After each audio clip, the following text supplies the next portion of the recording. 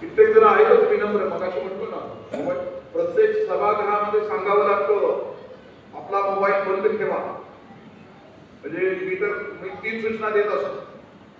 म्हणजे ज्याला आजच मोबाईल घेतलेला आहे त्याला मोबाईल बंद करता येत नसेल तर त्याचं लाल रंगाचं बटन दाबा, नरड दाबा, ते बंद होईल. तिसरी गोष्ट, ज्याचा मोबाईलची रिंगटोन खूप चांगली असेल, छय्या छय्या असेल, सामी सामी असेल, तर ती मोबाईलची ट्यून आपण माझ्या व्याख्यानानंतर मोबाईल माईकवरून ऐकवण्याची व्यवस्था करू. आता सुद्धा मी माझा मोबाईल आणलेला नाही. मी ज्या वेळेला 2 माणसं जरी असली त्याला भेटायला जायचं असलं तरी मी कधी मोबाईल घेऊन जात नाही, कारण माझी श्रद्धा आहे तुमची 2 माणसं माझ्यासाठी देव आहे आणि मला जिवंत माणसांच्या समोर असलेल्या माणसांच्या बरोबर मला असं आपण खुशाल माणसं 2 बसले त्याने तिसऱ्या बरोबर बोलत राहतो. मी एकदा माझ्या बॉसशी बोलत होतो. आम्ही बसलोय 2 जण ऑफिसर समोर आणि तास 1.5 तास तिकडे बोलत बसलोय तिकडे. आम्ही येण्यासारखं बघतोय आता काम सांगत मग आमच्या घरात मोबाईलवर बोलतोय म्हणून मी त्याला मोबाईल लावला. घरी पुढं घरी आमच्या बॉस आमचा आणि मी ह्या आणि मोबाईलवर फोन लावल्यानंतर म्हणजे सर बोला ना. म्हणजे आमच्या आयुष्यामध्ये किती अतिक्रमण केलं करावं या गोष्टीने मोबाईलला आपल्याला ठरवायचं. ज्यावेळेला हा मोबाईल काढला त्यावेळेला त्या काढणाऱ्याचं म्हणणं असं होतं की माणसं एकमेकाला जोडतील, माणसांचं जाळं तयार होईल, माणसांचा पूल तयार होईल आणि सकारात्मक गोष्टींची देवाणघेवाण. काढणाऱ्याचा हेतू चांगला होता, पण आम्ही आता हेतू बघितला त्याच्यामध्ये मग आज मोबाईल किती आयुष्य उद्ध्वस्त केली त्याची चर्चा आपण करणार आहोत.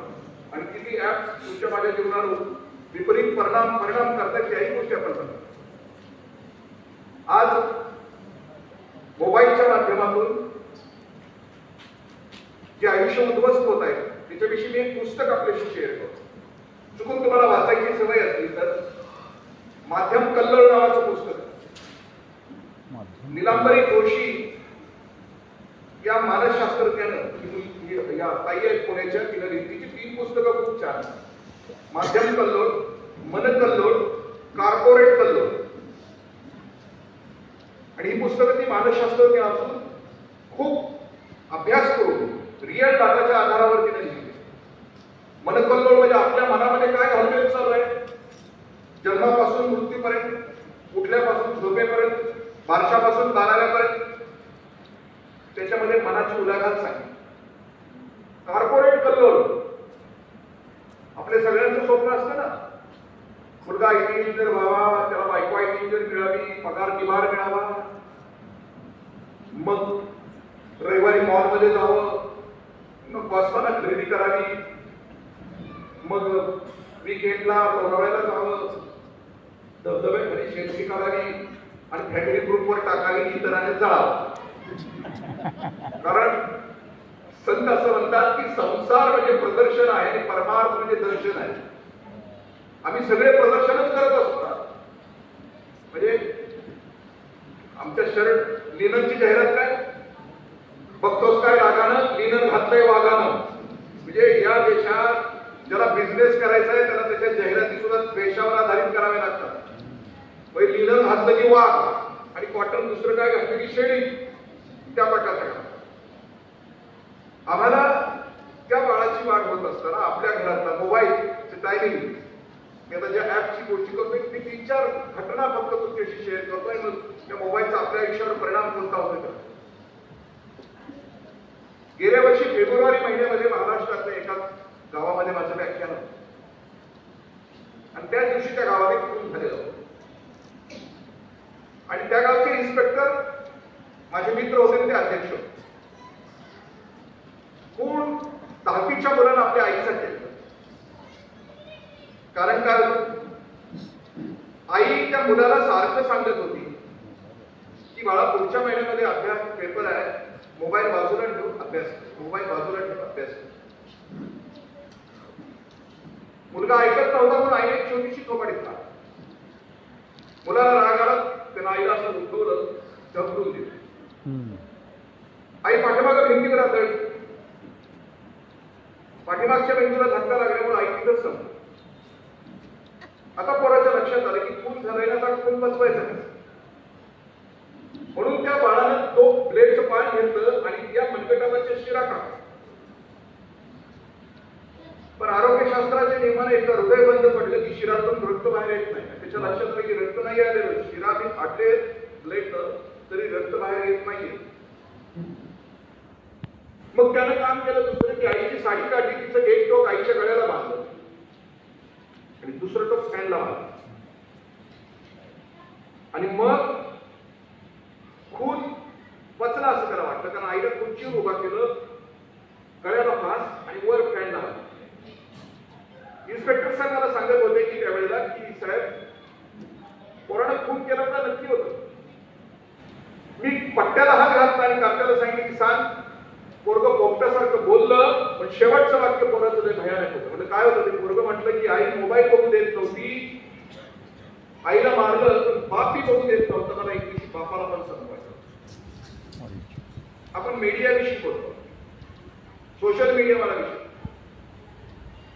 प्रवीण दादा कालपासून विषय कसा द्यायचा, विषय कसा द्यायचा त्यांचं त्यांनीच ठरवलं असा विषय. मला ते झकमारत अभ्यास करा, नवीन विषय दिले. दुसरी घटना आहे छत्रपती संभाजीनगर नावाच्या शहरात एका प्रतियश महाविद्यालयाच्या सिनियर कॉलेजचे इंग्लिशचे प्राध्यापक 16-17 वर्षाचं बाळ, ते त्या बाळाला सांगतात की बाळा अभ्यास कर. पोराला राग येतो आहे कारण त्याचं वय टीन एज आहे, 13 to 19. हे सगळ्यात नाजूक वय आहे. तुमच्या माझ्या आयुष्यामध्ये सुद्धा होतं, पण आपल्यावर दबाव होता, समाजाचा दबाव, आपल्यावर दबाव होता, कुटुंबाचा दबाव होता. पण 13 ते 17 वर्ष आपल्याला वाटत नव्हतं का आपल्या काळात आपण प्रेम केलं त्यावेळेला काय केल्या, चिठ्ठ्या पाठवल्या, काही जणांच्या पोचल्याच नाहीत पाहिजे होते तिथे. आता या मेसेजमुळे तेही भयानक परिणाम आहे, तेही गोष्टी ते आपण त्याच्याविषयी बोलणार, कारण सर्व विषयी समाज पुढे सरकतो. आमच्या काळात माणसावर प्रभाव कोणाचा असतो, नेते, अभिनेते आणि क्रिकेटर. तुमच्या माझ्यावर आता प्रभाव कोणाचा आहे तिघांचा आहे, नेत्यांचा आहे, अभिनेत्याचा आहे आणि क्रिकेटर. काय झाडी काय डोंगर म्हटलं की टपोऱ्यात लगेच चाल होते, कोण आहे टप्प्यात आलं की करेक्ट कार्यक्रम करतो नेता. मी पुन्हा येईन, पुन्हा येईन. मग आपल्या लक्षात येते की आपले आयडॉल्स करून गेले, त्यांचे डायलॉग आपल्या स्वतःचा डायलॉग अजून कुठंच नाहीये, घरात सुद्धा नाहीये. अभिनेते आता आमच्या काळात फॅशन, आमच्या बरोबर मी तर बळवंत कॉलेजला होतो शिकायला. इचलकरंजी फट्टण गाडीला यायचं, फट्टण इचलकरंजीला सभानवला उतरायचं चालत. आणि त्यावेळेला बच्चन आमचा आदर्श, बच्चनचे चित्रपट. आणि त्यावेळेला फॅशन होती एलिफंटा पॅन्ट आणि बेल बॉटम. विधान नगरपालिकेने आम्हाला कुठलंच कॉन्ट्रॅक्ट दिलं नसताना आमच्या पॅन्टला चेन होत्या, अख्खे रस्ते लोक काढायचे कारण फॅशन होती ना. आमच्या आया वहिनीच्या चेन साफ करून करून पॅन्टच्या बिटल्स राखायचे, बिटल्स, बच्चन, विपुल, किरण. आमचे वडील म्हणायचे आला ज्ञानेश्वर. फॅशनचा प्रभाव. आताची काठी बघा, खाली गहू वर बाजरी, याच्यावर प्रभाव कोणाचा. एक मिनिट, त्याला पोरग घालतोय एका शाळेला, पुण्याला कॉस्मोपॉलिटन सिटीतल्या एका चांगल्या कॉलेजमध्ये घातलं. त्याला म्हणलं नका घाला, मला मी बळवंत शिकतोय, शाळा काय नसते, आपल्यावर असते, आपण अभ्यास कसा करतो त्याच्यावर असतं. शाळा असतं आई बाबाच्या डोक्यात, ह्या शाळेत घातलं तर हिचं कल्याण होईल, नगरपालिकेच्या शाळेत घातलं तर तुझं कल्याण. तथाकथित रिनॉर्ड चांगल्या शाळेत घातलेली सगळीच कारची व्हायला पाहिजे ना, अशी चमकायला तारे नाही तर जमत. त्या शाळेवर चमकत नाही, ते मूळ ताऱ्यातच असावं लागतं त्याचं पार्किंग, तरच ते चमकतं, नाही तर नाही चमकत. उगतच आहे ती शाळेत हवेत त्या शाळेत उगतच नाही ना मग ती शाळा ठरवते त्याच्या खिशात पैसे किती आहे त्याच्यावर ऍडमिशन करतात. त्यानं घातलं त्या पुण्यात आणि 11वीला घातले पोरग 6 महिन्यात तरी कांद्याला बघायला गेले मॉडेल पूर्ण बदललं. त्याने कविता लिहिली आता इकडं लोक माझं पोरग बदललं 6 महिन्यात कसं काय बदललं ही कविता आहे सांगत सगळी म्हणून काय करू मग त्यानं लिहिलं होतं की त्या कॉलेजमध्ये पोराला भेटून आलं होतं पोरग दिसत कसं होतं कविता लिहिली म्हणजे छब्याची माय तुला सांगू कसं काय छब्याला भेटायला मी कॉलेजमध्ये आलो आहे पण इथं पोरगा का पोरगी कळत कसं नाही छब्याची माय तुला सांगू कसं कळतच नाही ना.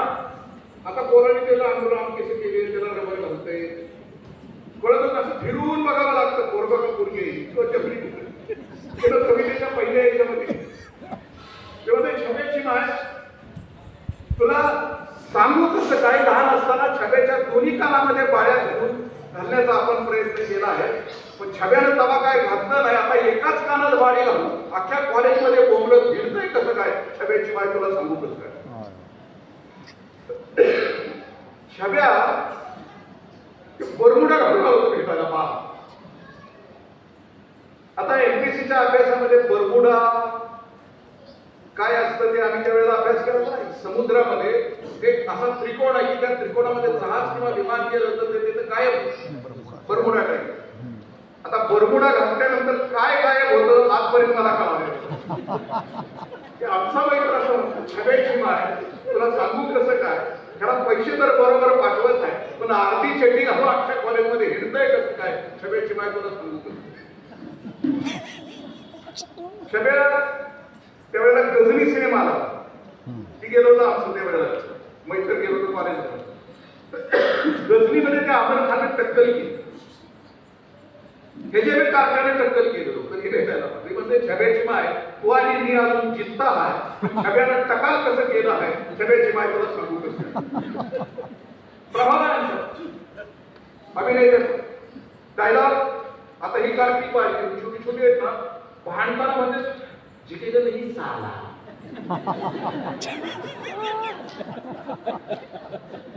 कुणाचे डायलॉग म्हणजे मी काय सांगतोय की या सगळ्या माध्यमांचा आमच्यावर प्रचंड परिणाम आहे. पोरं आमचं का नाही डायलॉग म्हणत बापाचं आणि आईचं का नाही डायलॉग कारण आमच्या शब्दाला डायलॉगचं वजन येत नाही ना. पोरं सांगून तरी वागत नसतात. पोरं तुम्ही घरात वागता कसं बघून तुमच्या माझ्यासाठी बदलत तुम्ही बघता का ते होण्यासाठी त्याच्यामध्ये बदल होण्यासाठी मी आता मी म्हटलं दुसरी घटना पुन्हा कारण मोबाईल चालू आहे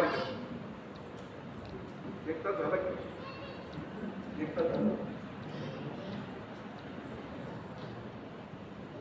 तो वडील म्हणायचा की बाळा नको घेऊ मोबाईल. इंग्लिशचे प्राध्यापक पोराच्या मस्तकात शिरला बाप मारायचं कसं म्हणून त्यानं क्राईम सिरियल्स बघायला सुरुवात केली. क्राईम सिरियल बघत असताना बापाला नेमकं मारायचं त्या दिवशी रात्री 12 वाजता तो उठला ज्या डंबेलचा तो व्यायाम करायचा त्या डंबेलनं बापाची नोटी खूप चढला तर तो पुन्हा गेला किचन मध्ये गेला किचन मधून सुरी आणली बापाच्या अंगावर 82 वार केले 17 वयवर्ष 17. माझा एक मित्र आहे आमच्या जी शिवमची फॅक्टरी सुरू आहे आरेवाडी 25 वर्षापूर्वी सुरू झाली त्यातला एक इलेक्ट्रिक क्लासवर अधिकारी आहे कोकणामध्ये त्याची बायको एमएससी फिजिक्स आहे. 2 वर्षाचं बाळ असल्यापासून लग्न झाल्यानंतर बाळ झाल्यानंतर 2 वर्षाचं बाळ असल्यापासून मोबाईल हातात द्यायचा. रडायला लागलं की मोबाईल आणखी काय करायला लागलं की मोबाईल ते ऍडिक्ट झालं. 4 वर्षाचं 2 वर्षात मोबाईलला मी ऍडिक्ट झालं की मोबाईल काढला की ते हिंसक झालं व्हायलंट झालं अंगावर यायला लागलं घरातल्या कपशा फोडायला लागल्या म्हणजे घराची वस्तू दिसेल मोबाईल काढला की मारायला तिथून मारायला. ते बाळ कोल्हापूरच्या आता संवाद सेंटर मध्ये 1 वर्ष झालं. ते 1 वर्ष आता जस्ट एखादा शब्द 4 वर्षाचं बाळ आहे एखादा शब्द बोलायला लागला. खूप खूप काम करतायत, अनेक सायकोलॉजिस्ट काम करतात. लहानपणीच मोबाईल हातात असल्यामुळं लेकराच्या हातामध्ये ते फाटोइझम मध्ये जर गेलं, त्याचं नेचर गेलं, त्याची वृत्ती गेली, तर ते बाहेर काढण्यासाठी 4 वर्ष लागतात. तो पुन्हा माणसामध्ये येण्यासाठी, तुमच्या माझ्या जगात येण्यासाठी त्या बाळाला 4 वर्ष लागतात. ती पोरगी मला फोन करते की काका मी MSc झाले पण चांगली आई नाही होऊ शकले. मी माझ्या पोराचं वाटोळं केलं, मी माझ्या संसाराचं वाटोळं केलं. माझा नवरा कोकणामध्ये, मी कोल्हापूरमध्ये त्या पोराच्या जवळ, आणि पोरगा अजून हातात यायला तयार नाही. 1 वर्ष झालं पोरगा हातात आहे. ही कहाणी तुम्हाला दूर वाटते आहे, पण ती आपल्या घरात पण पोहोचली. तुम्ही तपासा तुमची पोर. पालकांचे जे प्रकार आहे त्या प्रकारामध्ये दुर्लक्षित प्रकारचा पालक आहे, त्याला देणे घेणं नाही या पोराशी. माझा पोरगा भविष्यात काय व्हावा याच्याविषयी त्याला देणं घेणं नाही. एक मित्र नावाचं एक ऍप आहे, त्या ऍपवर या मोबाईलमुळं वाया गेलेल्या केसेसच्या कहाणी आणि त्याचं सोल्युशन. त्याच्यातली एकच गोष्ट आपल्याशी शेअर करतो. 3रीतली मुलगी कॉस्मोपॉलिटन सिटी मध्ये शाळा सुटली आहे, आणि शाळा सुटल्यानंतर ती त्याच्या आवडत्या मुलाला वर्गातच थांबवते. त्याचा शर्ट काढते, त्याची सगळी कपडे उतरतात. तेवढ्या शिपाई येतो आहे, त्या पोरांना पकडतो आहे प्राचार्यांच्या समोर. आणि मग असं लक्षात आलं की त्या पोरांचा वडील एका खूप मोठ्या बँकेचा डिव्हिजनल मॅनेजर आहे, आणि तो पॉन्स बघतो आहे. आणि पॉन्स बघून तो बाथरूमला गेला तर त्याच्या लक्षात राहत नाही की ते बंद करावं, आणि ती पोरगी बघते. आणि त्या पोरीला असं वाटतं की हे काय चाललंय दोघांचं या पडद्यावर, आपल्यालाही तसं करायचं आहे. आणि म्हणून ती आपल्या मित्राचे कपडे ज्या वेळेला सोशल मीडियाचा वापर विधायक गोष्टीसाठी व्हावा यासाठी सुरुवात झाली. पण आता आपण कुठल्या घरचे बनले. आता मी फक्त 20 ऍप ज्या नोट्स काढले ते वाचून दाखवतो. मी माझ्या वाणीला 20 प्रकारचे ऍप्स त्या मोबाईलवर आहेत की ज्या माध्यम कल्लोळमध्ये या निलांबरी ताईंनी खूप सुंदर विश्लेषण केलं की आता तुमच्या माझ्या देशातली मोबाईलवर अडकलेली पोरं नेमक्या कोणत्या ऍप्सवर आहे, आणि त्या ऍप्सवर त्यांचं नेमकं चाललंय का. नेटफ्लिक्स नावाचा ऍप आहे, त्याच्यावर वेब सिरीज आहे, आणि त्या वेब सिरीज आहे त्या सगळ्या मॅक्सिमम वेब सिरीज आहे त्याच्यामध्ये हिंसा आणि सेक्स आहे, वल्गॅरिटी आहे. Sex and vulgarity. ती वेब सिरीज 15, 16, 17 तासांची. ती सांगते आहे नेटफ्लिक्स मधली 89% नेटफ्लिक्स वरची पोरं आता किती नेटफ्लिक्स वर काम करतायत, रोज 58% पोरं या देशात 15 ते 25 वयाची पोरं रोज 15, 16 सकाळी वेब सिरीज सुरू केली की संपल्याशिवाय जेवताना सुद्धा दिसतं.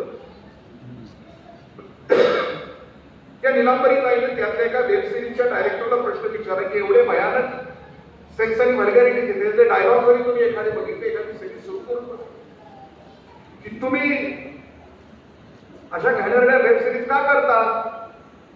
त्या डायरेक्टरने उत्तर दिलं की आम्हाला या जगाच्या तरुणाईला झोपू द्यायचं नाही. तिने विचारलं तुला पोरगा आहे का नाही. तो बेफिकीर आहे, तो बेगुमान आहे. तो वेब सिरीज मला पूर्वी ते गाणं आलं की चोरी के पीछे क्या. त्यावेळेला आम्ही नाही प्रश्न विचारले त्या लिहिणाराला, अरे काय आहे तुला माहित नाही का, तुझ्या आईला नाही का तुझ्या तोंडामध्ये दिलं, हे काय गाणं असू शकतं का. म्हणजे आम्ही धिक्कार नाही केलेला त्या गोष्टीचा, नको त्या गोष्टीचा जाहीरपणे आम्ही धिक्कार नाही केला. त्या नेटफ्लिक्सच्या मालिका आहेत. आता आपल्या समोरचं संकट या सोशल मीडियाचं आहे. पुढचं ऍप आहे तिथं सेल्फी नावाचं ऍप. आपण सगळेजण वापरतो. वेगवेगळ्या प्रकारची तोंड काढून आपली घरातली पोरं ते काढतात फोटो. टीनेजर्स पोरं डुकरासारखं तोंड करते, माकडासारखं करते, ते सेल्फी काढतात. ज्याला स्वतःची इमेज नसते त्याला सेल्फी काढायची आवश्यकता नसते.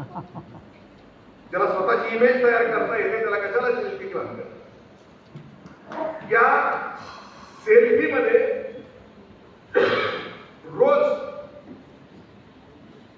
10 कोटीपेक्षा जास्त, तिने ज्या दिवशी पुस्तक लिहिलं 10 कोटीपेक्षा जास्त सेल्फी सोशल मीडियावर व्हायरल होत आहेत. आणि रोज 50 ते 55 पोरं रोज आत्महत्या करतायत सेल्फी म्हणून. सेल्फीला 15 का 20 फिल्टर्स आहेत. असं केला तर फोटो कसा देखना दिसल, तसा केला तर कसा देखना दिसल, फोटो चांगला का, निसर्ग चांगला का, फोटो चांगला, ते आहे ते दाखवणार ना. पण फोटो टाकला, ग्रुपवर टाकला, इंस्टाग्रामवर टाकला किंवा आणखी कुठे टाकला तर लाईक्स नाही मिळाले म्हणून 50 आत्महत्या रोज सेल्फी नावाच्या ऍप करून नाराज होत. पुढचं पबजी विषयी मी सांगण्याची आवश्यकता नाही.